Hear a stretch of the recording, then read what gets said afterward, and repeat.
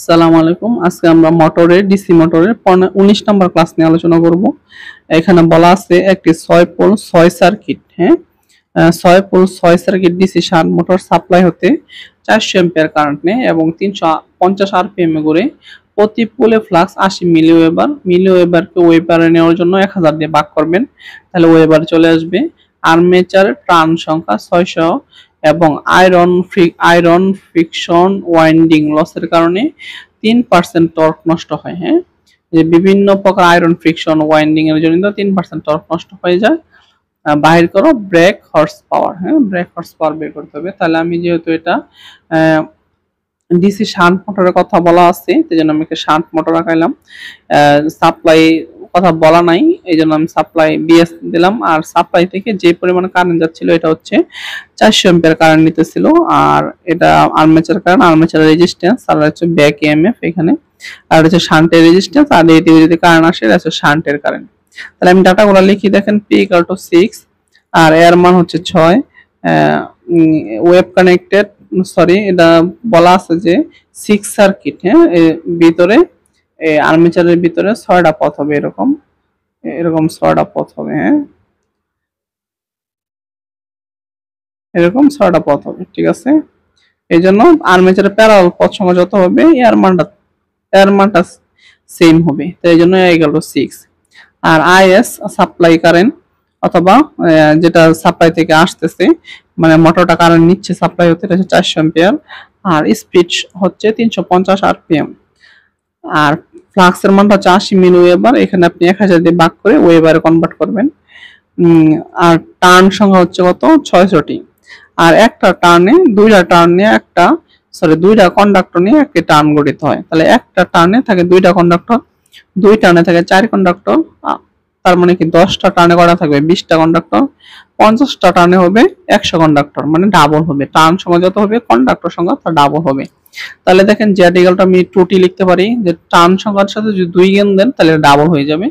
এই জন্য আমি দেখেন জেড ইকুয়াল টু 2টি লিখছি। 2 ইন্টু টার্ন সংখ্যা 600 মধ্যে কত কত থাকবে, 600 ইন্টু 2 মানে 1200টি কন্ডাক্টর থাকবে। হ্যাঁ, আর লস টর্ক হচ্ছে 3%। ব্রেক হর্স পাওয়ারটা আমাদের বের করতে হবে।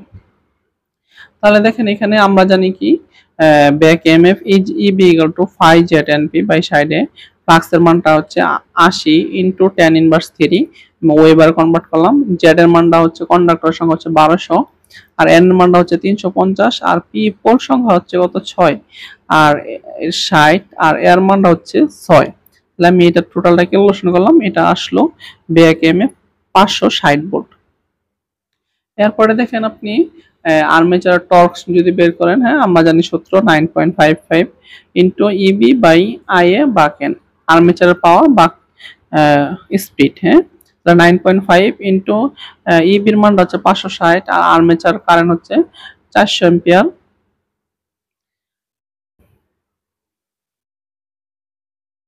এখানে তাহলে স্পিড হচ্ছে কত, 350। এখানে যে আমি আইএ 400 ধরছি, আমি কিন্তু প্রথমে লিখছিলাম দেখেন সাপ্লাই হতে, হ্যাঁ, আইএস অথবা আইএল 400 অ্যাম্পিয়ার, কিন্তু এখানে সাপ্লাই ভোল্টেজ দেওয়া নাই, এরপর শান্টের রেজিস্ট্যান্স দেওয়া নাই, শান্টের কারেন্ট দেওয়া নাই, কোনো তথ্যই দেওয়া নাই শান্টের মানটা বের করার জন্য। এই জন্য আমি সাপ্লাই যত আছে এটাকে আমি আর্মেচার ধরে নিছি। তাহলে দেখেন এখানে এখানে আইএল সমান ধরা হয়েছে, কারণ এখানে বিএস আইএস আরএসএস এর কোনো মানে দেওয়া হয়নি। তাহলে আমি এটা ক্যালকুলেশন করলাম, এটা হচ্ছে 6112 নিউটন মিটার। তাহলে দেখেন লস টর্ক ছিল আমাদের 3%, টোটাল আর্মেচার টর্ক ছিল কত 6112, এটাকে আমি 3% গুণ দিলাম, যে 183.36 নিউটন মিটার। এই পরিমাণ টর্ক আমাদের লস হয়েছে। তাহলে আমি মানে আর্মেচারে যে পরিমাণ টর্ক উৎপন্ন হয়, ওই উৎপন্ন টর্ক থেকে যদি লস টর্কটা বাদ দিই, তাহলে আপনি শ্যাফট টর্ক ব্যবহারকৃত টর্ক এটা পাবেন। এই জন্য আমি শ্যাফট টর্কটা লিখছি আর্মেচার উৎপন্ন টর্ক মাইনাস লস টর্ক। তাহলে আর্মেচার উৎপন্ন ছিল 6112, আমার লস হয়েছে, এখানে লসটা আমি বাদ দিলাম যে 183.36, এটা আসলো 5928.64 নিউটন মিটার। এটা হচ্ছে আমার শ্যাফট টর্ক। আর আমরা আবার জানি কি শ্যাফট টর্ক সমান সমান কি 9.55 ইনটু আউটপুট পাওয়ার ভাগ এন। হ্যাঁ, তাহলে দেখেন যে সর্বশেষ টর্ক লিখলাম 9.55 ইনটু আউটপুট পাওয়ার পি, স্পিড হচ্ছে 350। তাহলে আউটপুট পাওয়ারটা এখান থেকে বের করলাম। আর আউটপুট পাওয়ারে যদি আপনি 746 দিয়ে ভাগ করেন ওয়াট থেকে, তাহলে এটা হর্স পাওয়ারে চলে আসবে।